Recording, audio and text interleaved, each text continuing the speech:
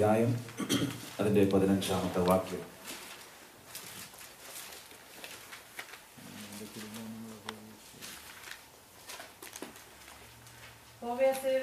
യഹോവയെ സേവിക്കുന്നത് നന്നല്ല എന്ന് നിങ്ങൾക്ക് തോന്നുന്നുവെങ്കിൽ നദിക്കക്കരെ വെച്ച് നിങ്ങളുടെ പിതാക്കന്മാർ സേവിച്ച ദേവന്മാരെയോ നിങ്ങൾ പാർത്തു വരുന്ന ദേശത്തിലെ അമ്മാന്യരുടെ ദേവന്മാരെയോ ആരെ സേവിക്കും എന്ന് ഇന്ന് തിരഞ്ഞെടുത്തുകൊള്ളും. ഞാനും എന്റെ കുടുംബവുമോ ഞങ്ങളെ ദൈവത്തിന്റെ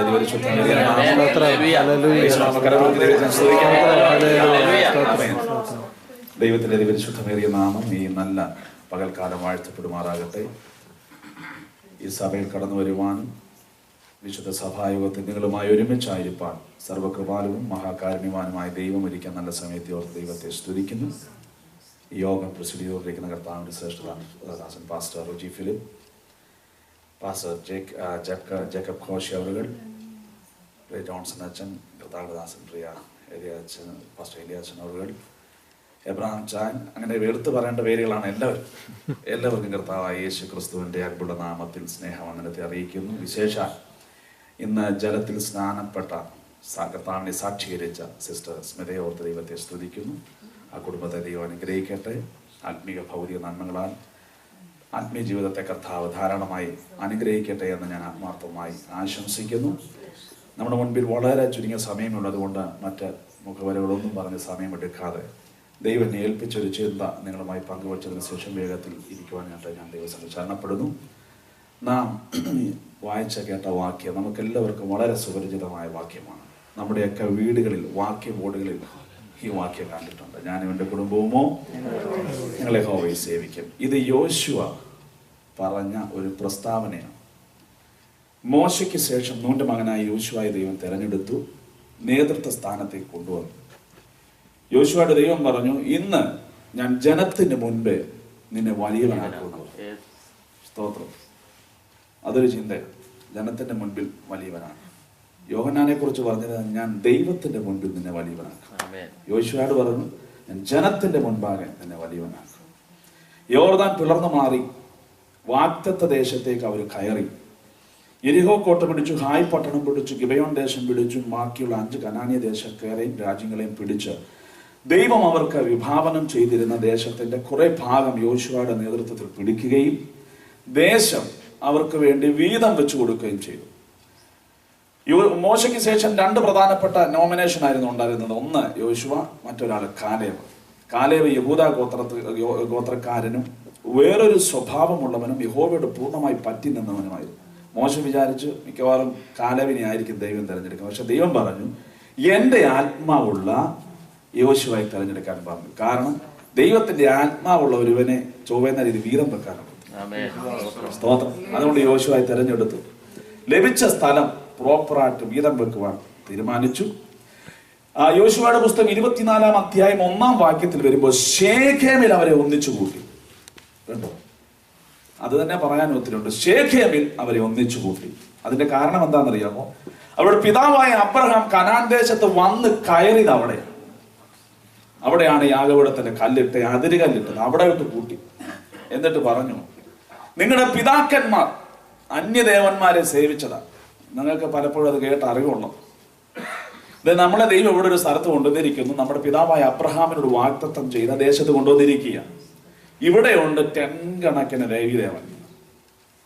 ആരെ സേവിക്കുന്നുള്ള കാര്യം നിങ്ങളുടെ ഉത്തരവാദിത്തപ്പെട്ട. എന്റെ കാര്യം ഞാൻ പറയാം. ഞാനും എന്റെ കുടുംബവും ഞങ്ങളെ യഹോവയെ സേവിക്കും. എത്ര ശ്രേഷ്ഠകരമായ ഒരു പ്രസ്താവനയാണ്. ഹല്ലേലൂയ. നമ്മളും നമ്മുടെ തലമുറകളും ദൈവത്തെ സേവിക്കുക എന്നുള്ളത് ഏറ്റവും ശ്രേഷ്ഠകരമായ ഒരു പദവിയാണ്. സ്തോത്രം. യോശുവ പറയും, ഞാനും എന്റെ കുടുംബവും ഞങ്ങളെ യഹോവയെ സേവിക്കും. എന്തുകൊണ്ടാണ് യോശുവ ഇത് പറഞ്ഞത്?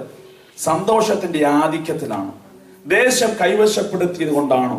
മോശയ്ക്ക് ശേഷം നേതൃത്വത്തിലേക്ക് കൊണ്ടുവന്നത് കൊണ്ടാണോ ഇങ്ങനെ ഒരു കാര്യം പറഞ്ഞു? ഒരിക്കലുമല്ല. അവരുടെ പിതാവായ അബ്രഹാം 500 വർഷങ്ങൾക്ക് മുൻപ് ദൈവത്തോട് ഏറ്റെടുത്ത ഒരു പ്രതിജ്ഞയുടെ മറുപടി പ്രസ്താവനയായിരുന്നു. ചുമ്മാ പറഞ്ഞല്ല. ഞാനും എന്റെ കുടുംബവും ഞങ്ങൾ യഹോവയെ സേവിക്കുമെന്ന വാക്യം പറയുമ്പോൾ യോശുവ അത് ചുമ്മാതെ പറഞ്ഞതല്ല. ആ പറഞ്ഞതിന് 500 വർഷങ്ങൾക്ക് മുൻപ് അവരുടെ പിതാവായ അബ്രഹാം ബേർശേബയിൽ വെച്ച് ദൈവത്തോട് എടുത്ത ഒരു പ്രതിജ്ഞയുടെ മറുപടി പ്രസ്താവനയാണ്. എന്താ പ്രതിജ്ഞ? ഒന്ന് വായിച്ചാട്ടെ. ഉൽപ്പത്തി പുസ്തകം 21-ാം അധ്യായം 33-ാമത്തെ വാക്യം. ഉൽപ്പത്തി പുസ്തകം 21:33.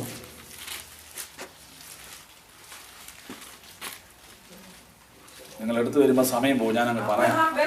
അബ്രഹാം ബേർശേബയിൽ ഒരു പിചുലവൃക്ഷം നട്ടു. നിത്യദൈവമായ യഹോവയെ കണ്ടോ? അതാ പ്രതിജ്ഞ. ശ്രദ്ധിച്ചേ, അബ്രഹാം ബേർശേബയിൽ ഒരു പിചുലവൃക്ഷം നട്ടു. നിത്യദൈവമായ യഹോവയെ അവിടെ വെച്ച് ആരാധിച്ചു.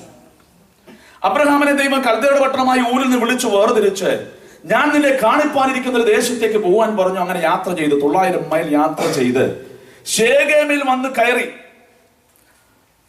തന്നെ വിളിച്ചിറക്കിയ ദൈവം അവിടെ പ്രത്യക്ഷനായി അബ്രഹാമിനോട് പറഞ്ഞ പ്രസ്താവന ഇതാണ്: അബ്രഹാമേ, ഞാൻ നിനക്കും നിന്റെ സന്തതികൾക്കും ഈ ദേശം ശാശ്വത അവകാശമായി തരും എന്ന് പറഞ്ഞപ്പോൾ യാഗപീഠം പണിത് ദൈവത്തെ അവിടെ വെച്ച് ആരാധിച്ചു. അപ്പോൾ ഉൽപ്പത്തി പുസ്തകം 12-ാം അധ്യായം 7-ാം വാക്യം മുതൽ താഴോട്ട് പഠിച്ചു വരുമ്പോൾ 6 ഇടങ്ങളിൽ അബ്രഹാം ആരാധിച്ചതായിട്ട് രേഖപ്പെടുത്തിയിട്ടുണ്ട്. അപ്പൊ നിങ്ങൾ ഒരു പക്ഷെ ചോദിക്കും, 6 പ്രാവശ്യം ആരാധിച്ചോളൂ? അല്ല, അതിലധികം തവണ ആരാധിച്ചിട്ടുണ്ട്. പക്ഷെ രേഖപ്പെടുത്തിയ കാര്യമേ.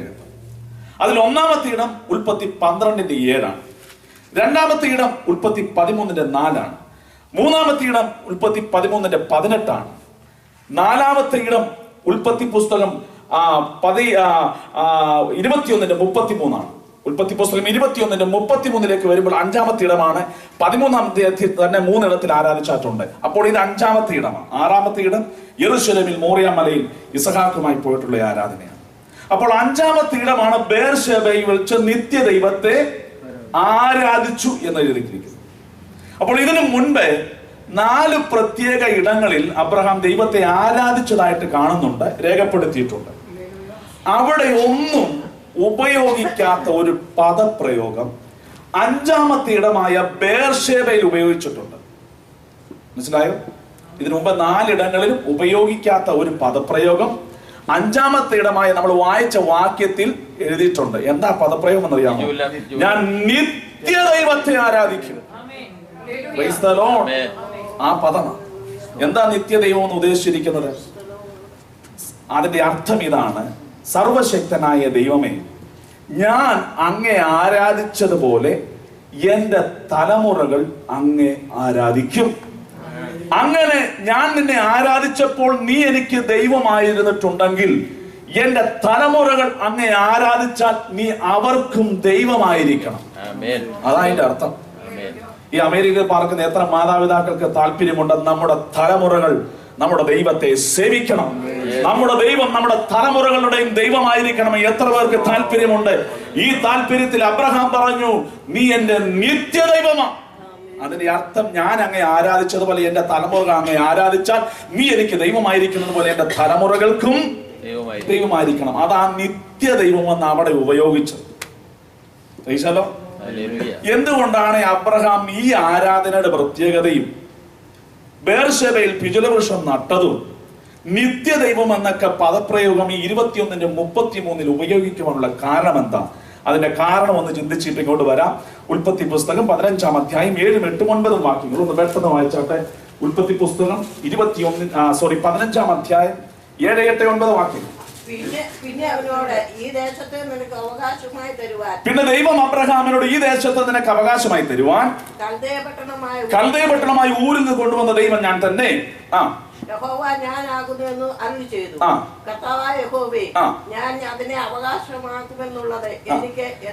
ശ്രദ്ധിച്ചേ, ദൈവം അബ്രഹാമിനെ വിളിച്ച് വേർതിരിച്ചിട്ട്, ഞാൻ മുമ്പേ പറഞ്ഞതുപോലെ ഉൽപ്പത്തി പുസ്തകം 12:7 പറഞ്ഞു, ഈ ദേശം ഞാൻ നിനക്കും നിന്റെ സന്തതികൾക്കും ശാശ്വതമായി തരും എന്ന് പറഞ്ഞു. അത് കൂടെ കൂടെ പറഞ്ഞുകൊണ്ടിരിക്കുക, ഞാൻ നിനക്ക് തരാൻ പോവുക, നിന്റെ തലമുറകൾക്ക് തരാൻ പോവുക എന്ന് പറഞ്ഞു വന്ന് ഈ ഉൽപ്പത്തി 15-ന്റെ 7-ാമത്തെ വാക്യത്തിൽ പറഞ്ഞു, ഞാൻ എന്ത് ചെയ്യാൻ പോവാ? ദേശം. നിങ്ങളിത് കേൾക്കുന്നില്ല? നിങ്ങളെല്ലാരും മിണ്ടായിരിക്കുന്നുണ്ടോണ്ട് മനസ്സിലാകുന്നില്ലാത്ത പോലെ. അപ്പൊ ഉൽപ്പത്തി 15-ന്റെ 7-ലും ഒരാവർത്തി കൂടെ പറഞ്ഞു ഇത് തരാൻ പോവാന്ന്.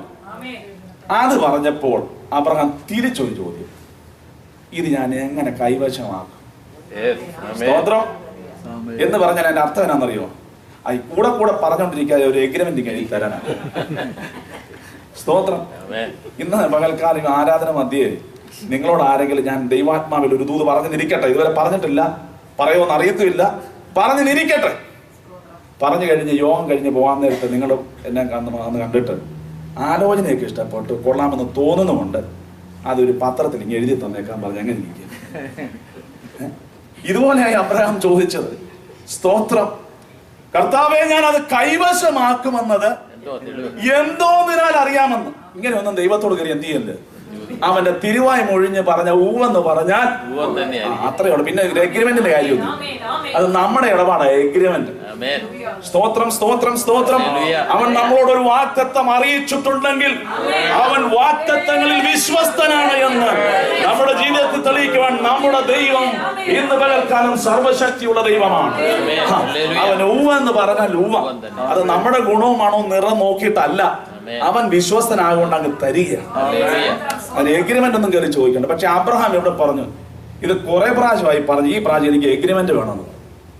എൻ്റെ വല്യപ്പച്ചൻ, എൻ്റെ പപ്പായുടെ അപ്പച്ചൻ പാസ്റ്റർ എം.എൻ. മാത്യു എന്ന് പറയും, കരിങ്കുളം മത്തായി ഉപദേശി എന്ന അദ്ദേഹത്തിന്റെ പേര്. അങ്ങനെയാണ് അദ്ദേഹത്തെ അറിയപ്പെട്ടിരുന്നത്. ഹൈറേഞ്ചിലെ ഏലത്തോട്ടങ്ങളിലുള്ള തേയിലത്തൊഴിലാളികളെ ലയങ്ങളിൽ കയറി കർത്താവിന്റെ നാമം വഹിച്ച ഒരു കർത്താവിന്റെ ദാസനാണ്. അവിടെ ആ കാലങ്ങളൊക്കെ പകല് പോലും വെട്ടം വേണം, അതുപോലെ മഞ്ഞിറങ്ങി കിടക്കുന്ന ഒരു സ്ഥലമാണ്.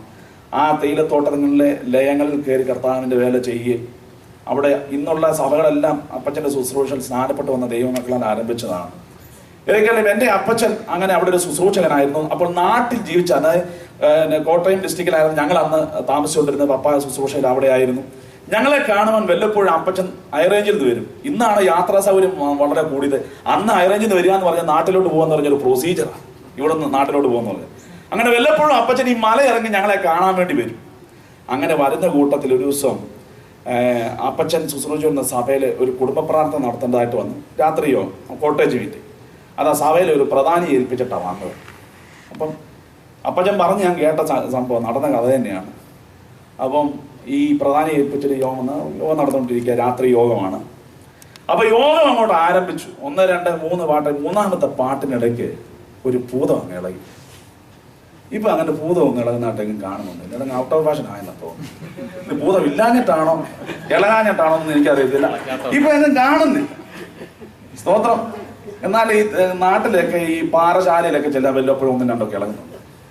തൃശ്ശൂരിന് അപ്പുറം തമിഴ്നാട്, അവിടെ നമ്മുടെ നാട്ടിൽ തിരുവല്ലായിലെ കാണാനേ ഇല്ല അങ്ങനെ സംഭവം. എല്ലാവരും വിടുതൽ പ്രാപിച്ചിരിക്കുകയാണെന്ന് തോന്നുന്നു. ഏതൊക്കെയാലും കൊള്ളാം, അവിടെ ഈ ഭൂതം ഇളകി. ഒരു സഹോദരിക്കാണെങ്കിൽ തലമുടി എല്ലാം കൂടെ അഴിച്ചിട്ട് നടുക്കോട്ട് കയറി ആടാൻ തുടങ്ങി. ഈ മൂപ്പന്റെ നല്ല ജീവൻ പോയെന്ന് പറഞ്ഞാൽ എന്താ പോയെന്നറിയോ? ആ പുറയിലിരിക്കുന്ന പുള്ളികളെ തൊട്ട് കുറ്റം പറഞ്ഞ് ഇങ്ങനെ വരിക ഭൂതം. അത് വന്ന് മൂപ്പന്റെ കാര്യം പറഞ്ഞ സകലതും തീർന്നു വരിക. പുള്ളി ആ പാടെ വിഷമിച്ചു. എന്നെ പേടിച്ച് ഭൂതത്തോടെ പൊക്കോണെ അങ്ങനെ വല്ലതും പറഞ്ഞ ഭൂതം പോകും. മൂപ്പൻ പറഞ്ഞ് മനസ്സില്ലെന്ന് പറഞ്ഞു പോവാൻ. മൂപ്പൻ ആ പാടെ തണന്ന് ഉസിയാ രാജാവ് മതിലിന് ചേര് ചുവരിന് ചേര് നിന്നെന്ന് പറഞ്ഞില്ല. ഇപ്പൊ തിരിഞ്ഞങ്ങ് നിൽക്കുമോ മൂപ്പൻ? എന്തിനാണെന്നറിയാം? കർത്താവിനോട് ക്ഷമ പറയുക. കർത്താവ് എന്റെ നോട്ടത്തിലും ചിന്തയിലും പ്രവൃത്തിയിലും കൊടുക്കുവാങ്കിലും നിരൂപണങ്ങളും സംസാരം കേൾവിയിലും വന്ന സകല കുറവശങ്ങളെയും ക്ഷമിക്കണമേ. കർത്താവിനോട് ഏറ്റു പറയുക. ഭൂതം പറഞ്ഞെങ്കിൽ വരുന്നോടം വരെ അതിന് മുമ്പേ നീ അച്ചാൻ ആര് പറയാതെ പോലെ നിന്നൊരു പരിപാടിയൊക്കെ ഉണ്ട്. ഇതെല്ലാം ഏറ്റു പറഞ്ഞു. ഇതെല്ലാം ഏറ്റു പറഞ്ഞിട്ട് പറഞ്ഞു, കർത്താവ് ഇപ്പോൾ ഞാൻ സഭാമധ്യേ ഭൂതത്തിനോട് പോവാൻ നിന്റെ നാമത്തിൽ കൽപ്പിക്കും. നീ എന്നോട് ക്ഷമിച്ച് ഈ ഭൂതത്തെ എന്ത് ചെയ്യണം? യേശുവിന്റെ നാമത്തിൽ പോകാൻ പറഞ്ഞു. അങ്ങനെ പറഞ്ഞാണ് ഭൂതം കൈകൂപ്പി പറഞ്ഞ് ഞാൻ പോയേക്കാമെന്ന് പറഞ്ഞു. ഇനി നിങ്ങൾ എന്തോ പറയണം? പോയേക്കാമെന്ന് പറഞ്ഞ ഭൂതത്തെ വിടണോ വേണ്ടേ? മുമ്പേ പേടിച്ചു നിന്ന് പുള്ളിയാ. ഭൂതം പോയേക്കാമെന്ന് പറഞ്ഞപ്പോൾ അച്ചാന്റെ നിറം മാറി. അച്ചാൻ പറഞ്ഞ അങ്ങനെ പോകാൻ വരട്ടെന്ന് പറഞ്ഞു. സ്തോത്രം. ഭൂതം പൊക്കോളാമെന്ന് പറഞ്ഞതാ. ആ ഉള്ള സമയത്ത് എത്രയും പെട്ടെന്ന് പൊക്കോളാൻ പറഞ്ഞ് കാര്യം ക്രമീകരിക്കേണ്ട പുള്ളി പറയുക അങ്ങനെ പോകാൻ വരട്ടെന്ന് പറഞ്ഞു. സ്തോത്രം. എന്നിട്ട് പുള്ളി എല്ലാവരും മാറി മാറി നോക്കിയ. സെക്രട്ടറി നോക്കുന്നു, കമ്മിറ്റിക്കാരെ നോക്കുന്നു, ഭാര്യയെ നോക്കുന്നു. എന്നാ അതിന്റെ അർത്ഥം എന്നറിയോ? നിങ്ങൾക്ക് മനസ്സിലായോ എനിക്കിപ്പം കൃപയുണ്ടോ? അതാ ഉദ്ദേശിച്ചത്. എന്നാ ഭൂതം ഇങ്ങനെ വെയിറ്റ് ചെയ്ത് നിൽക്കുക. പോകണമല്ലോ. എന്നെ പിടിച്ചു നിർത്തിയ കാര്യം പറഞ്ഞു. ഒരടയാളം കാണിച്ചിട്ട് പോകണമെന്ന് പറഞ്ഞു. ഉണ്ടോ? ഒരടയാളം. ഭൂതം നോക്കിയപ്പോഴത്തേന് വാപ്പയുടെ ദൈവമക്കൾ അതിനൊന്നും കൊണ്ടുപോയിട്ട് കാര്യമില്ല. സിയോൻ ഗീതാവലിയുണ്ട്, വേദവസം, ഇതൊന്നും ഭൂതത്തിന് ആവശ്യമില്ല. രാത്രിയിലെ യോഗമാണ്. അന്നത്തെ അവിടുത്തെ കാലാവസ്ഥയൊക്കെ അല്ല. നടുക്ക് ഒരു പെട്രോൾ മാക്സ് കത്തിച്ച് വെച്ചിട്ടുണ്ട്. അതുകൊണ്ട് ഭൂതം പറഞ്ഞു, അങ്ങനെയാണ് ഈ പെട്രോൾ മാക്സുമായിട്ട് ഞാൻ പോവാന്ന് പറഞ്ഞു. യോഗം തുടങ്ങിയിട്ടേ ഉള്ളൂ, മണിക്കൂറുകൾ യോഗം കിടക്കുന്ന, ഒരു 1.5 മണിക്കൂർ ഇനി യോഗം ഉണ്ട്. ഭൂതം തുടങ്ങിയപ്പോഴേ പറയാം ഞാൻ പെട്രോൾ മാക്സുമായിട്ട്. അപ്പോൾ ആ പാടെ കുഴഞ്ഞു. ഉടനെ സെക്രട്ടറി ആയിട്ട് ആലോചിച്ച് എന്ത് ചെയ്യണം. അവർ തമ്മിൽ തീരുമാനത്തിൽ അത് പൊതുസഭയെ അതേ അറിയിച്ചു. അങ്ങനെയാണ് ഒരു കാര്യം, ഭൂതത്തോട് പറയും, അങ്ങനെയാണ് ഒരു കാര്യം ചെയ്യും, ആശീർവാദം കഴിഞ്ഞിട്ട് പോവാന്ന് പറഞ്ഞു. കേട്ടോ, പൊക്കോളാമെന്ന് പറഞ്ഞ് പിടിച്ച ഭൂതത്തെ പിടിച്ച് നിർത്തി എഗ്രിമെന്റ് ചോദിച്ചു കഴിഞ്ഞാൽ ഭൂതത്തെ ഇപ്പം ഭൂതം എന്താ പെട്രോൾ മാക്സുമായിട്ട് പോയ യോഗം നടക്കണ്ടേ.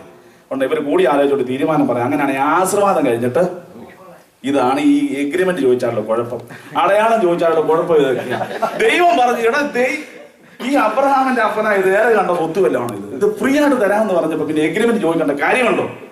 ഇതൊക്കെ നമ്മൾ അറിഞ്ഞിരിക്കണം. എന്നാന്നറിയോ, ദൈവം നമ്മളോടൊരു കാര്യം പറഞ്ഞാൽ സ്തോത്രത്തോടെ മേടിച്ച് അനുഭവിച്ചാൽ മതി. എഗ്രിമെന്റിന് ആവശ്യമില്ല.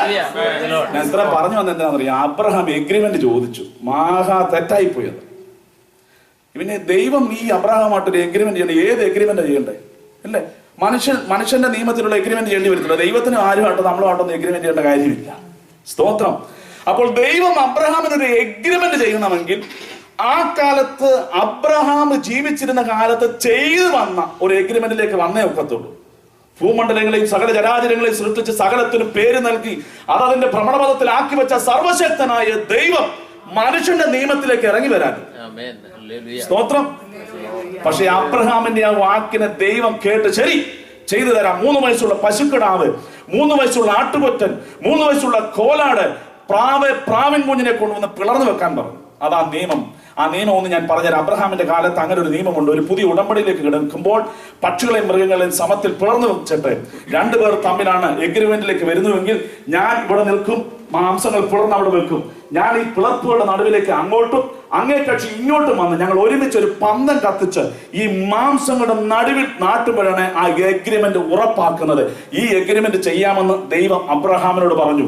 അബ്രഹാം മാംസങ്ങളെ പിളർന്നു വെച്ചു, പക്ഷികളെയോ അവൻ പിളർന്നില്ല. അത് മറന്നുപോയതല്ല, മനഃപൂർവ്വം പിളർക്കാഞ്ഞതാ. കാരണം എന്താണെന്നറിയാമോ, ഒരുവന് വേണ്ടി യാഗമോ ഉടമ്പടിയോ ചെയ്യണമെങ്കിൽ ആ ദാസനോ ദാസിയോ യജമാനനോ എല്ലാവരും സ്വതന്ത്രരായിരിക്കണം. എന്നാൽ അബ്രഹാമിന്റെ കൂടാരത്തിൽ സ്വതന്ത്രരാക്കപ്പെടാത്ത ചില ദാസീദാസന്മാർ നിലവിലുണ്ട്. 6 വർഷം തികയുമ്പോൾ അവരെ സ്വതന്ത്രരായി എന്നൊരു കൽപ്പന പുറപ്പെടുവിക്കണം. അപ്പോൾ ദാസിയോ ദാസനോ പറയാ, അല്ല യജമാനെ, ജീവപര്യന്തം ഞാൻ അങ്ങക്ക് ദാസീദാസന്മാരായിരിക്കാം എന്ന് ദാസീദാസന്മാർ പറഞ്ഞാൽ അവരുടെ കാതുകളെ കട്ടലക്കാലിന്മേൽ ചേർത്ത് വെച്ച് തുളച്ച് ജീവപര്യന്തം ദാസീദാസന്മാരവരിക്കണം. എന്നാൽ അതിനു മുൻപേ 6 വർഷം തികയുമ്പോൾ നിങ്ങൾ സ്വതന്ത്രരായി എന്ന് ആ യജമാനൻ പറയണം. അങ്ങനെ പറയാത്ത ചില ദാസീദാസന്മാർ അവന്റെ കൂടാരത്തിലുള്ളത് കൊണ്ട് അവർക്ക് വേണ്ടി പക്ഷികളെ പിളർക്കുവാൻ പറ്റത്തില്ല. അവർ സ്വതന്ത്രരായാലേ ആ പക്ഷികളെ പിളർന്നു വെക്കുവാൻ പറ്റുകയുള്ളൂ. ഈ നിയമത്തെ കുഴിച്ചു മൂടി അബ്രഹാം അതിനെ പിളർക്കാതെ വെച്ചു. സർവശക്തനായ ദൈവം, അതിവിശുദ്ധനായ ദൈവം, സർവശക്തനായ ദൈവം നിയമത്തിന് വേണ്ടി ഇറങ്ങി വന്നപ്പോൾ പക്ഷികളെ പിളർന്നു വെക്കാതെയും അതിന്മേൽ റാഞ്ചൻ പക്ഷികൾ ഇറങ്ങിയതും കണ്ട ദൈവത്തിന്റെ വിശുദ്ധിക്ക് ഹാനി വരുത്തുവാൻ അബ്രഹാം മുതിർന്നുകൊണ്ട് ആദ്യം അങ്ങോട്ട് നടന്ന എഗ്രിമെന്റ് ചെയ്ത് പന്തം കത്തിച്ച് അങ്ങോട്ട് വെച്ചില്ല. അബ്രഹാമേ, ഞാൻ നിന്നോട് പറഞ്ഞോ ഈ ഉടമ്പടി വല്ലതും ചെയ്യാൻ? ഞാൻ നിന്നോട് ആവശ്യപ്പെട്ട കാര്യമാണോ ഈ ഉടമ്പടി? നീ ആവശ്യപ്പെട്ട കാര്യം അതിന് ഞാൻ ഇറങ്ങി വന്നപ്പോൾ അതിന് നിർമ്മല മനസ്സാക്ഷിയോട് നീ എൻ്റെ അടുക്കൽ വരാത്തത് കൊണ്ട് ഞാൻ നിന്നെ ഒന്ന് മയക്കാൻ പോവുക, ചില കാര്യം കാണിക്കാനുണ്ടെന്ന് പറഞ്ഞു. ഒരു ഗാഢനിദ്ര വരുത്തി. എന്ത് കാണിച്ചെന്നറിയാമോ? നിന്റെ വീട്ടിലെ ദാസീദാസന്മാരെ ഞാനുമായിട്ടുള്ള ഉടമ്പടിയുടെ നിയമത്തിന്റെ പൂർത്തീകരണത്തിന് വേണ്ടി സ്വതന്ത്രരാക്കാതിരുന്നത് കൊണ്ട് നിന്റെ കുഞ്ഞുങ്ങളും ഇതുപോലെ വല്ലവന്റെ വീട്ടിൽ അടിമപ്പണി ചെയ്യുമെന്ന് അറിഞ്ഞോളാൻ പറഞ്ഞു. അബ്രഹാമിനോട് ഇതാ ചെയ്തത്. ഇതിന്റെ അർത്ഥം എന്താണെന്നറിയാമോ? നമ്മൾ ആരാധന വിഷയത്തിലെങ്കിലും നിർമ്മല മനസ്സാക്ഷിയോടെ നാം ജീവിക്കുന്നത് എവിടെയാണെങ്കിലും നമ്മളെ ആക്കിയിരിക്കുന്നത് എവിടെയാണെങ്കിലും ആരാധന വിഷയത്തിൽ നമുക്കൊരു നിർമ്മല മനസ്സാക്ഷി ദൈവസന്നിധിയിൽ ഉണ്ടാകണം. Praise the Lord. അബ്രഹാമിനോട് പറഞ്ഞു, നിന്റെ പിള്ള, നിന്റെ മക്കൾ അന്യദേശത്ത് ദാസീദാസന്മാരായിരിക്കുമെന്ന് അറിഞ്ഞോളാൻ പറഞ്ഞു. ഇത് പറഞ്ഞ് തലേ കൈവച്ച് ആശിച്ചു വിടുവല്ല, അങ്ങോട്ട് കാണിച്ചു കൊടുത്തു. എന്താണെന്നറിയാമോ? ഫറവോന്റെ ഊഴിയ വിചാരന്മാർ അടിക്കുന്നതും അവരുടെ മുഖത്ത് തുപ്പുന്നതും അവിടെ പിഞ്ചോമനകളെ നൈൽ നദിയിൽ എറിഞ്ഞ് കൊല്ലുന്നതും അവിടുത്തെ പീഡനം മുഴുവനും കാണിച്ചു കൊടുത്തു. അതിനുശേഷം ഒരു 40 വർഷം ദാഹിച്ചും വലഞ്ഞും നടക്കുന്നത് കാണിച്ചു. മൊത്തം അങ്ങോട്ട് കാണിക്കുകയായിരുന്നു. പഴയ നിയമ വിശുദ്ധന്മാരിൽ ഇതുപോലെ വിഷൻ ഇമ്പാക്ട് ഉണ്ടായിരിക്കുന്നത് അബ്രഹാമിനാ. എല്ലാം അങ്ങ് കാണിച്ചു കൊടുക്കുകയായിരുന്നു. അബ്രഹാമിന് ഇത് കാണിച്ചു കൊടുത്തു. അത് വിശദമായി എനിക്ക് പറയാൻ താല്പര്യമുണ്ട്, സമയമില്ലാത്തതുകൊണ്ട് ഇവിടെ ചുരുക്കുകയാണ്. ഇതെല്ലാം കാണിച്ചിട്ട് തട്ടി വിളിച്ചു എഴുന്നേക്കാൻ പറഞ്ഞു. ഇനിയും പറ, പന്തം നാട്ടണോ ഇല്ലോ എന്ന് പറയാൻ പറഞ്ഞു. കർത്താവായ യേശു ക്രിസ്തുവിൻ വരവ് ഉൾപ്പെടെ പുതിയ യെരൂശലേമിന്റെ കാലഘട്ടം വരെയുള്ള നിയമ സംവിധാനങ്ങൾ ഇതിൽ ഒതുങ്ങിക്കിടക്കുന്നത് കൊണ്ട് അബ്രഹാമിന് തലകുലുക്കി സമ്മതിക്കാൻ നിവൃത്തി ഉണ്ടായിരുന്നുള്ള ആട്ടകർത്താവെ നീ പറഞ്ഞതുപോലെ ആയിക്കൊള്ളട്ടെ എന്ന് പറഞ്ഞപ്പോൾ സന്ധ്യാസമയത്ത് കത്തുന്ന ഒരു തീപ്പന്തം മാംസങ്ങളുടെ നടുവിൽ കൂടെ കടന്നുപോയി. നിയമം ഉറപ്പിച്ചു കൊടുത്തു. സ്തോത്രം. അബ്രഹാം തകർന്ന തരിപ്പണമായി തന്റെ അവിവേക നിമിത്തം തന്റെ മക്കൾ ഈ നിലയിൽ കൂടെ കടന്നു പോകേണ്ടി വന്നല്ലോ എന്ന് ഭാരത്തിൽ നിൽക്കുകയാണ്. മിസ്രൈമിൽ ചെന്ന് തങ്ങളുടെ മക്കൾക്ക് വേണ്ടി ഒന്നും ചെയ്യാനൊക്കത്തില്ല, തന്റെ തലമുറകൾക്ക് വേണ്ടി ഒന്നും ചെയ്യാനൊക്കത്തില്ല, എനിക്ക് അവർക്ക് വേണ്ടി എന്ത് ചെയ്യുവാൻ കഴിയും എന്ന് അബ്രഹാം ദൈവത്തോട് നിലവിളിച്ചുകൊണ്ടിരുന്നപ്പോൾ അവൻ അവസാനം കണ്ട കാഴ്ച 107-ാം സങ്കീർത്തനത്തിൽ എഴുതിയിട്ടുണ്ട്.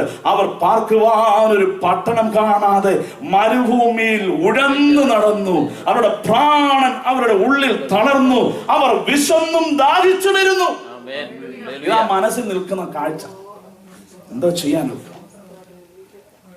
ദൈവം പറഞ്ഞതുപോലെ സംഭവിക്കുന്ന അബ്രഹാമിനറിയാം. അങ്ങനെ മരുഭൂമിയിൽ കൂടെ അവർ വിശന്നും ദാഹിച്ചു വരുമ്പോൾ അവർക്ക് കുടിക്കാൻ ഒരു കിണർ കുഴിച്ചേക്കാമെന്ന് വെച്ചു. അങ്ങനെ ഉൽപ്പത്തി പുസ്തകം 21:30 നമ്മൾ വായിക്കുമ്പോൾ അബ്രഹാം ഒരു കിണർ കുഴിച്ചു. അതിനൊരു പേരിട്ടു ബേർശേബ. ബേർ എന്ന് പറഞ്ഞാൽ കിണറെന്നും ശെബ എന്ന് പറഞ്ഞാൽ നിയമമെന്നാണ്. നിയമത്തിന്റെ കിണർ കുഴിച്ചിട്ടു. എന്നാൽ അബിമേലെക്കിന്റെ ദാസന്മാർ വന്ന കിണറിനെ മൂടിയപ്പോൾ അവനെ വിളിച്ച് ഭത്സിച്ച് 7 പെണ്ണാട്ടിൻ കുട്ടികളെ കൊടുത്ത് അത് വിലയ്ക്ക് മേടിച്ച് പേരിൽ കൂട്ടി ആ കിണറ്റിന്റെ കരയിൽ ഒരു പിജുല വൃക്ഷം നട്ടിട്ട് ദൈവത്തോട് പറഞ്ഞു, സർവശക്തനായ ദൈവമേ നീ എനിക്ക് നിത്യ ദൈവമായിരിക്കണം. അതിന്റെ അർത്ഥം എന്താണെന്നറിയാമോ? എന്റെ തലമുറകൾ അങ്ങേ ആരാധിച്ച് അവരുടെ ആരാധന വിഷയത്തിൽ അവരുടെ കരുത്ത് തെളിയിച്ചാൽ എനിക്ക് തരാമെന്ന് പറഞ്ഞ ദേശം അവർക്ക് കൊടുക്കണമേ എന്ന് പറഞ്ഞു. ദൈവമക്കളെ, നമ്മളെ കാലാകാലഘട്ടങ്ങളിലായി ദൈവം വിളിച്ചു വേർതിരിച്ച് ഈ മഹത്വമുള്ള ശുശ്രൂഷയിലും ഈ മഹത്വമേറിയ ജീവിതത്തിലും ആക്കി വച്ചിരിക്കുന്നത് നമ്മുടെ ആത്മീയ കരുത്ത് തെളിയിക്കാനാ. നമ്മുടെ പ്രാർത്ഥനയിലെ കരുത്ത്, നമ്മുടെ ശുശ്രൂഷയിലെ കരുത്ത്, നമ്മുടെ വിശുദ്ധ ജീവിതത്തിലെ കരുത്ത്, നമ്മുടെ ഉപദേശത്തിലെ കരുത്ത് തെളിയിക്കുവാനാ. അത് തെളിയിച്ചാൽ വാഗ്ദത്ത ദേശം നമുക്ക് പ്രാപിക്കുവാനായിട്ടിടയായിരിക്കും. മോശ പറഞ്ഞു, എന്റെ തലമുറകൾ അവരുടെ ആത്മീയ കരുത്ത് തെളിയിച്ചാൽ എന്നോട് വാഗ്ദത്തം ചെയ്ത കനാൻ ദേശം അവർക്ക് കൊടുത്തേക്കണമെന്ന് പറഞ്ഞു. അതുകൊണ്ടാണ് മോശ ഫറവോന്റെ അടുക്കൽ ചെന്നിട്ട് ഞങ്ങളുടെ പിതാക്കന്മാരായ അബ്രഹാമിനോടും ഇസ്ഹാക്കിനോടും യാക്കോബിനോടും വാഗ്ദത്തം ചെയ്ത കനാൻ ദേശം കൈവശപ്പെടുത്തുവാൻ ഞങ്ങളെ വിടണമെന്നല്ല പറഞ്ഞത്, മരുഭൂമിയിൽ ഞങ്ങളുടെ ദൈവത്തെ ആരാധിക്കാൻ വിടാൻ പറഞ്ഞു. അതിന്റെ അർത്ഥം എന്താണെന്നറിയാമോ? മരുഭൂമിയിൽ ആരാധിച്ച് തെളിയിച്ചെങ്കിൽ യോർദാൻ കടന്ന് കനാൻ ദേശത്ത് എത്താൻ പറ്റും.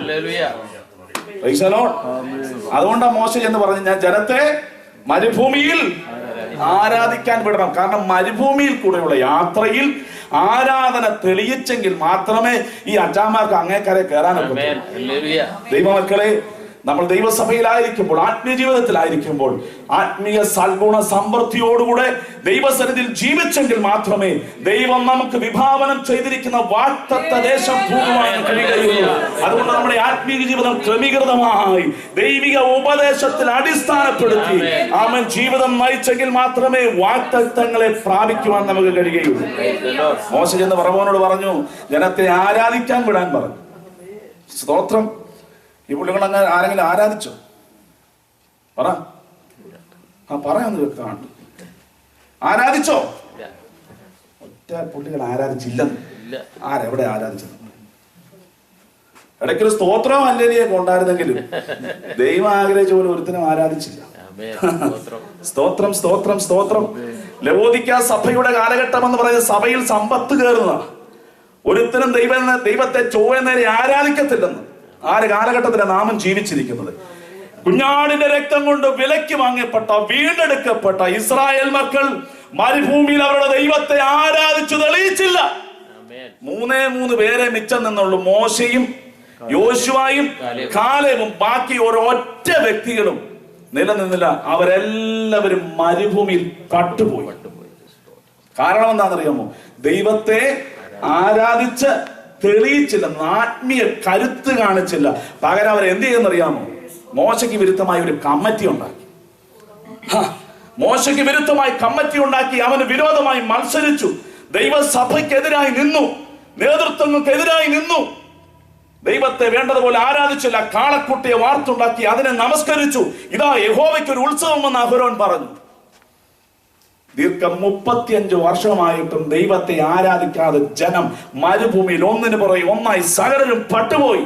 35 വർഷം കഴിഞ്ഞപ്പോൾ മോശയ്ക്ക് മനസ്സിലായി, ഈ പോക്ക് പോയാൽ അങ്ങ് ചെല്ലത്തില്ലെന്ന് മനസ്സിലായി. തന്റെ കാലഘട്ടം കഴിയാൻ പോകുക, ഈ നിലവാരം തുടർന്നാൽ ജനം വാഗ്ദത്ത ദേശം പ്രാപിക്കത്തില്ല എന്ന് മനസ്സിലായപ്പോൾ മരുഭൂമിയിൽ ഇറങ്ങി പുറപ്പെട്ട പിതാക്കന്മാർക്ക് ജനിച്ച പിള്ളാര് സെറ്റായി ഇപ്പോൾ ഉള്ളത്. അവർക്ക് പാട്ടും അറിയത്തില്ല, അവർക്ക് പ്രാർത്ഥനയും അറിയത്തില്ല, അവർക്ക് വേണ്ടതുപോലെ ഒരു കാര്യവും ചെയ്യാൻ അറിയത്തില്ല. അവർക്ക് ആ പാടി ഇപ്പൊ അറിയാവുന്ന കാര്യം ഇപ്പം നിലവിലുള്ളതേ ഉള്ളൂ. ഒരു കുഞ്ഞാട് അറുക്കപ്പെട്ടതും ഒരു സമുദ്രത്തിൽ കൂടെ കടന്ന് സ്നാനമേറ്റതും അതിനപ്പുറത്ത് ദൈവം സമാഗമന കൂടാരം കൊടുത്തതും അതിന്റെ യാഗക്രമങ്ങളും അതിന്റെ ഉത്സവക്രമങ്ങളും ഒന്നും ഇവർക്കറിയത്തില്ല. ഇവരെല്ലാം കൂടെ ആ പാട വകച്ചു നിൽക്കുക. ഈ പിള്ളേരെ എല്ലാം കൂടെ കണ്ടപ്പോ മോശയ്ക്ക് മനസ്സിലായി, ഇതങ്ങളൊന്നും എങ്ങും ചെന്ന് ചേരത്തില്ല.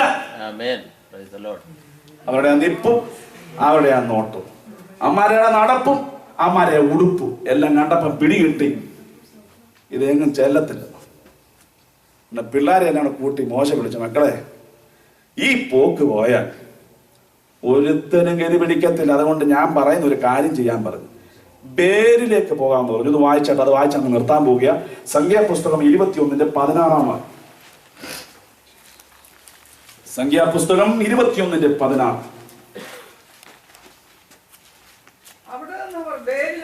അവിടെ നിന്ന് അവർ ബേരിലേക്ക് പോയി. യഹോവ മോശയോട് ജനത്തെ ഒന്നിച്ചു കൂട്ടുക, ഞാൻ അവർക്ക് വെള്ളം കുടിക്കുവാൻ കൊടുക്കുമെന്ന് പറഞ്ഞ കിണർ ഇത് തന്നെ. ഇത് ഏത് കിണറാണെന്നറിയാമോ? അവരുടെ പിതാവായ അബ്രഹാം തന്റെ തലമുറകൾ ദാഹിച്ചു വരുമ്പോൾ അവർക്ക് വേണ്ടി കുടിക്കുവാൻ കുത്തിയ കിണറാണ്. അതിന് ചുറ്റും ഈ പിള്ളാരെ കൊണ്ട് നിർത്തി, മക്കളെ ഇനി ഈ നിലവാരം തുടർന്നാൽ കനാൻ ദേശം കൈവശപ്പെടുത്തുവാൻ ഒക്കത്തില്ല. കഴിഞ്ഞ 35 വർഷമായി മരുഭൂപ്രയാണത്തിൽ നിങ്ങൾ ക്ഷീണിച്ച് തളർന്നിരിക്കുകയാണ്. മരുഭൂമിയിലെ പ്രശ്നങ്ങൾ, അവിടുത്തെ ചൂട്, അവിടുത്തെ മണൽക്കാറ്റുകൾ നിങ്ങളെ തളർത്തിയിരിക്കുകയാണ്. എന്നാൽ യോർദാൻ കടക്കുന്നതിന് മുമ്പേ ബാശാൻ രാജാവായ സീഹോനോടും അസ്തരോത്തിൽ വാഴുന്ന ഓഗിനോടും നിനക്ക് യുദ്ധം ചെയ്യുവാനുണ്ട്. അതിന് ശേഷമാ മരണ യോർദാൻ കടക്കേണ്ടത്. ആ ശക്തികളെ പിന്തുണയ്ക്കിൽ അവരെ തരണം ചെയ്ത് ചെല്ലണമെങ്കിൽ ഈ കിണറ്റിൽ നിന്ന് വെള്ളം കുടിക്കേണ്ടതായിട്ട്. പക്ഷെ ഈ കിണറ്റിൽ നിന്ന് വെള്ളം കുടിക്കാൻ ചുമ്മാതെ പറ്റത്തില്ല. ഇതുവരെ തുറന്നു വന്ന ഒരു കാര്യവും നടക്കത്തില്ല. ഇതിന് ചുറ്റും നിന്ന് പാട്ട് പാടി ഒരു തവണയെങ്കിലും നീ ഒന്ന് ആരാധിച്ച് കാണിക്കാൻ. സ്തോത്രം. പിള്ളേരെല്ലാം കൂടെ ഈ കിണറിന് ചുറ്റും നിന്നിട്ട് ഒരു പാട്ട് അങ്ങോട്ട് പാടി. പ്രഭുക്കന്മാർ അവരുടെ ദണ്ഡുകൾ കൊണ്ട് അവരുടെ ചെങ്കോൽ കൊണ്ട് കുത്തിയ കിണറേ പൊങ്ങിവാ എന്ന് പറഞ്ഞ് ജനം ഒരുമിച്ച് പാട്ടുപാടി ആരാധിച്ചപ്പോൾ ആ കിണറ്റിലെ ഉറവകൾ പൊട്ടി ആ വെള്ളം മുകളിലേക്ക് ഉയർന്നു വന്നു. മരുഭൂമിയിലെ ക്ഷീണം അകറ്റേണ്ടതിന് വേണ്ടി അവരുടെ പിതാവായ അബ്രഹാം കുഴിച്ച കിണറ്റിൽ നിന്ന് വെള്ളം കുടിച്ചവർ ശക്തി പ്രാപിച്ചു. കഴിഞ്ഞ 35 വർഷത്തെ മരുഭൂ പ്രയാണത്തിലെ ക്ഷീണം മാറുന്നത് പോലെ ജനം ആരോഗ്യവാന്മാരായി ശക്തി പ്രാപിച്ചപ്പോൾ ബാശാൻ രാജാവായ സീഹോനോട് പൊരുതുവാൻ, അസ്തരോത്തിൽ വാഴുന്ന ഓഗിനോട് പൊരുതുവാൻ ജനം ശക്തന്മാരായി തീർന്നു. 21-ാം അധ്യായം അതിന് താഴോട്ടുള്ള വേദഭാഗങ്ങൾ വായിച്ചു വരുമ്പോൾ അവർ സീഹോനോട് പൊരുതിയപ്പോൾ ഒരു അഗ്നിജ്വാല പോലെ പുറപ്പെട്ടു എന്നാ പറയുന്നത്. കണ്ടോ, ദൈവം ഒരുക്കിയ കിണറ്റിൽ നമ്മൾ വെള്ളം കുടിച്ച് ശക്തന്മാരായപ്പോൾ ശത്രുവിന്മേൽ ഒരു അഗ്നിജ്വാല പോലെ അവർ പുറപ്പെട്ടു ചെല്ലുവാനിടയായി തീർന്നു. സീഹോനെയും ഓഗിനെയും അവർ തോൽപ്പിച്ചു. ആരാധന വെളിപ്പെട്ടത് കൊണ്ട് യഹോവയുടെ നിയമപ്പെട്ടകം ചുമക്കുന്ന ലേവ്യരുടെ കാലുകൾ മരണയോർദാന്റെ ആഴങ്ങളിൽ പതിച്ചപ്പോൾ യോർദാൻ അവർക്ക് വേണ്ടി വഴിമാറി കനാൻ ദേശത്തിലേക്കുള്ള മാർഗം ദൈവം അവർക്ക് വേണ്ടി തുറന്നു കൊടുത്തു. ദൈവം വിശ്വസ്തനെന്നും അബ്രഹാമിന്റെ ദൈവം അവൻ വിശ്വസ്തനാണ് ജനത്തിന് മുൻപിൽ തെളിയിച്ച് ദേശം അവർക്ക് കൈവശപ്പെടുത്തുവാനായിട്ടിടയായി തീർന്നു. ഇന്ന് പകൽക്കാലം എന്നെ കേൾക്കുന്ന ദൈവമക്കളെ, നമ്മൾ അവകാശങ്ങൾ പ്രാപിക്കണമെങ്കിൽ, നമ്മൾ നന്മകൾ പ്രാപിക്കണമെങ്കിൽ, നമ്മളോട് ദൈവം വാഗ്ദത്തം ചെയ്തിരിക്കുന്ന വാഗ്ദത്തങ്ങൾ ഓരോന്നോരോന്നായി പ്രാപിക്കണമെങ്കിൽ നമ്മുടെ ആത്മീയ കരുത്ത് ഈ ദിവസങ്ങളിൽ തെളിയിക്കുവാനായിട്ടുണ്ട്. ക്ഷീണം മറന്ന പ്രാർത്ഥനയിൽ ഉണരേണ്ടതായിട്ടുണ്ട്, ആരാധനയിൽ ബലപ്പെടേണ്ടതായിട്ടുണ്ട്, വിശുദ്ധ ജീവിതത്തിലേക്ക് മടങ്ങി വരേണ്ടതായിട്ടുണ്ട്. നമ്മുടെ ആത്മീയ ജീവിതത്തിന്റെ സകല നിലവാരങ്ങളും ദൈവസന്നിധിയിൽ മെച്ചപ്പെടുത്തേണ്ടതായിട്ടുണ്ട്. അങ്ങനെ ചെയ്താൽ ദൈവം ചെയ്തിട്ടുള്ള വാഗ്ദത്തങ്ങൾ ഓരോന്നോരോന്നായി ഈ വർഷത്തിന്റെ ആരംഭ മാസങ്ങളിൽ തന്നെ നാം പ്രാപിക്കാൻ പോവുകയാണ്. അതരങ്ങളെ ദൈവത്തിന് സ്തുതിച്ചാട്ട ദൈവമക്കളെ.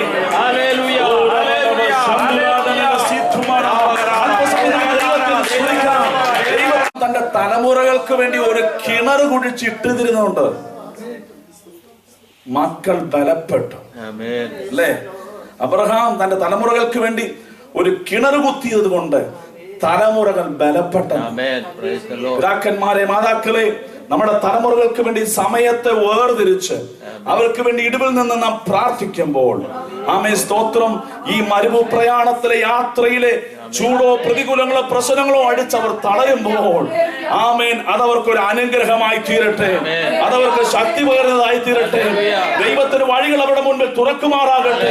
ഒരു മാതാവ് പറഞ്ഞല്ലോ, രാത്രി മുഴുവനും മകന് വേണ്ടി പ്രാർത്ഥിച്ചപ്പോൾ ദൈവം കേട്ട കാര്യം നമ്മൾ അറിഞ്ഞിരിക്കുന്നു. നമ്മുടെ തലമുറകൾക്ക് വേണ്ടി കണ്ണുനീര് കൊണ്ട് ഒരു കിണർ കുഴിച്ചിടാം. പ്രതികൂലങ്ങൾ വരുമ്പോൾ അവർ ആ കിണറ്റിൽ നിന്ന് വെള്ളം കോരി കുടിക്കട്ടെ, ആ നന്മകൾ അവർ പ്രാപിക്കട്ടെ. അതിനാൽ ദൈവം അവർക്ക് വഴികളെ തുറക്കുമാറാകട്ടെ. ഈ പുതുതലമുറകൾ ഈ കിണറ്റിൽ നിന്ന് വെള്ളം കുടിച്ചപ്പോൾ കഴിഞ്ഞ 35 വർഷത്തെ മരുഭൂ പ്രയാണത്തെ ക്ഷീണം ജനത്തിൽ നിന്ന് മാറിപ്പോവുകയും അവർ കാലൂന്നി ബലപ്പെട്ട് ബാശാൻ രാജാവായ സീഹോനോട് പൊരുതുവാൻ, അസ്തരോത്തിൽ വാഴുന്ന ഓഗിനോട് പൊരുതുവാൻ ശക്തി പ്രാപിച്ച് തീജ്വാല പോലെ പോയത്. സ്തോത്രം. ആത്മനിറവ് പ്രാപിക്കുന്നതിന് അങ്ങനെ തീജ്വാലയായിട്ടാണ് പോകുന്നത്.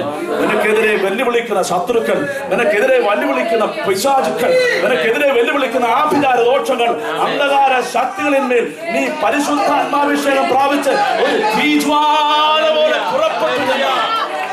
തീജ്വാല പോലെ പുറപ്പെട്ടു. ആ വിടുതൽ ബഹുദൂരം കേൾക്കും. പരിശുദ്ധാത്മാഭിഷേകത്തിന്റെ നിറവിൽ നമ്മൾ എഴുന്നേറ്റ് നിന്നാൽ ശത്രു നമ്മുടെ മുൻപിൽ തീജ്വാലയിൽ കരിഞ്ഞു പോകുന്ന ചണനൂലുകൾ പോലെ അശേഷം നശിച്ചു പോകുന്നു. ഈ അസ്തരത്തിനോട്, ഈ ബാശാൻ രാജാവിനോടും ഓഗിനോടും ചെയ്ത യുദ്ധവും അതിൽ ദൈവം ചെയ്ത വിടുതലും അങ്ങേ കരയുള്ളവർ കേട്ടു. യോർദാൻ അക്കരയുള്ളവർ. സ്തോത്രം. രാഹാബ് ഒറ്റുനോക്കിയാണ്ട് പറഞ്ഞു, ഓർക്കുന്നില്ലേ, നിങ്ങളുടെ നിമിത്തം ഞങ്ങൾ ക്ഷീണിച്ചും ക്ഷയിച്ചും പോയി.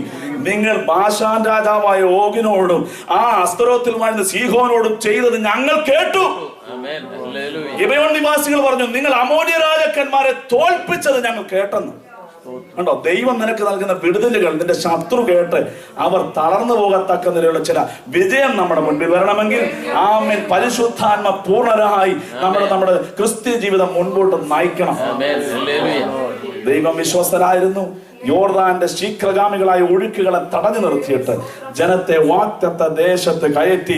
ആ എരിഹോ കോട്ട, ഹായ് പട്ടണം, ഗിബെയോൻ നഗരം, തുറന്നുള്ള 5 പട്ടണങ്ങൾ ഇതെല്ലാം പിടിച്ച് കൈവശപ്പെടുത്തി. അത് കഴിഞ്ഞ് ദേശം വീതം വെക്കാൻ നേരത്ത് ശേഖേമിൽ കൊണ്ടുവന്ന എല്ലാവരെയും. നമ്മുടെ പിതാവായ അബ്രഹാം കൽദയ ഊരിൽ നിന്ന് യാത്ര ചെയ്ത് കയറിയത് ഇവിടെയാണ്, അവിടെയാണ് അതിരുകല്ലിട്ടിയത്. നിങ്ങളെ ഇവിടെ വിളിച്ചതിന്റെ കാര്യം എന്താണെന്നറിയാമോ? നമ്മുടെ അപ്പച്ചന് ചെറിയൊരു പറ്റിപ്പോയത് കൊണ്ടാ നമുക്ക് ദേശം നഷ്ടപ്പെട്ടു പോയത്. ഇനി അത് ഉണ്ടാകരുത്. അതുകൊണ്ടാ സധൈര്യം ഇസ്രായേൽ മക്കളുടെ മുഖത്ത് നോക്കി യോശുവ പറഞ്ഞത്, അക്കരെ പിതാക്കന്മാർ സേവിച്ച ദേവന്മാരുണ്ട്. ഇപ്പൊ വന്നിടത്തും സംസ്കാരം ഒട്ടും മോശമൊന്നുമല്ല. പക്ഷെ ഇതിന്റെ നടുവിൽ ദൈവത്തെ ആരാധിക്കാൻ നീ നിന്നാൽ ഈ ദേശത്ത് ദൈവം നിന്നെ പറിക്കത്തില്ല. ഇനി നിനക്കൊരു പ്രവാസം ഉണ്ടാകത്തില്ല. അതുകൊണ്ടാണ് യോശുവ പറഞ്ഞത്, നിങ്ങളുടെ കാര്യം നോക്കിക്കോണം. ഞാനൊരു കാര്യം പറയാം, ഞാനും എന്റെ കുടുംബവും ദേശത്ത് പാർത്തു വിശ്വസ്ത ആചരിച്ച് ദൈവത്തെ ആരാധിച്ചു മുൻപോട്ട് പോകും എന്ന് പറഞ്ഞത്. ദൈവമക്കളെ, ഈ അമേരിക്കയിൽ ദൈവം നമ്മളെ കൊണ്ടുവന്നിട്ടുണ്ട്. ഇവിടുത്തെ സംസ്കാരവും ഇവിടുത്തെ രീതികളും ഇവിടുത്തെ കാര്യങ്ങളൊക്കെ പലതായിരിക്കാം. എന്നാൽ നമ്മൾ അറിഞ്ഞൊരു പ്രമാണമുണ്ട്. നമ്മുടെ കർത്താവിന്റെ കൽപ്പനകളും അവൻ തന്റെ അപ്പോസ്തലന്മാരിൽ കൊടുത്ത ഉപദേശത്തിന്റെ അതിർവരമ്പുകൾ കടന്നു പോകാതെ അതിനുള്ളിൽ ജീവിച്ച നമ്മുടെ കാലഘട്ടം ദൈവസന്നിധിയിൽ വിശ്വസ്തയോടുകൂടെ ദൈവത്തെ ആരാധിക്കുവാൻ തീരുമാനിച്ചാൽ ദേശത്ത് ദൈവം നിന്നെ ഉയർത്തും. നിന്റെ തലമുറകളെ ദേശത്ത് ദൈവം മാനിക്കും. അവർക്ക് വേണ്ടി ദൈവം പുതുവഴികളെ തുറക്കും. ആമേൻ. ആത്മിക ഭൗതിക നന്മകളാൽ നമ്മുടെ ജീവിതത്തെ ദേശത്ത് മാനിക്കുവാൻ നാമും നമ്മുടെ കുടുംബവും ദൈവത്തെ ആരാധിക്കണമെന്ന നല്ല ആലോചനയോടുകൂടെ എന്റെ വാക്കുകൾ വിരമിക്കുന്നു. ഈ വചനങ്ങളാൽ ദൈവം നമ്മളെ അനുഗ്രഹിക്കുമാറാകട്ടെ. അവസരം ഒരുക്കിയ ദൈവദാസന്മാരോടും സഭയോടുമുള്ള നന്ദി അറിയിക്കുന്നു. ഞങ്ങളെയും ഞങ്ങളുടെ കുടുംബത്തെയും ഞങ്ങളുടെ ശുശ്രൂഷകളെയും ഓർത്ത് പ്രാർത്ഥിക്കണമെന്ന് ആവശ്യപ്പെട്ടുകൊണ്ട് എന്റെ വാക്ക് തിരിക്കുന്നു. ദൈവം നമ്മെ എല്ലാവരെയും ആശീർവദിക്കുമാറാകട്ടെ.